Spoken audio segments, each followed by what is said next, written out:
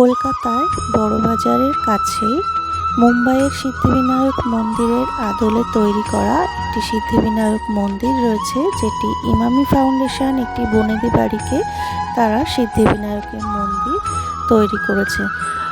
ভীষণ জাগ্রত এই মন্দিরটি। কিভাবে যাব? মহাত্মা গান্ধী মেট্রো স্টেশনে নেমে গিরিশ পার্কের দিকে একটু হেঁটে আসলেই আমরা রাম মন্দির দেখতে পারবো। রাম মন্দিরের ঠিক উল্টো দিকেই গলিটাতে ঢুকে বাঁদিকে 4 থেকে 5টা বাড়ির পরেই এই মন্দিরটিকে আমরা পাবো। এবং এই মন্দিরের সাথে ইমামি ফাউন্ডেশন আরও অনেক সুবিধা রেখেছে, যেমন স্বল্প মূল্যে অনেক রকমের ডাক্তার বসেন এখানে, বিউটিশিয়ান কোর্স শেখানো হয়, সেলাই শেখানো হয়। তার একটি চার্ট আমি এখানে দিয়ে দিলাম। কথিত আছে এই মন্দিরটি নাকি ভীষণ জাগ্রত এবং মনস্কামনা পূরণ হয় সবার। আপনারা এসে দেখতেই পারেন।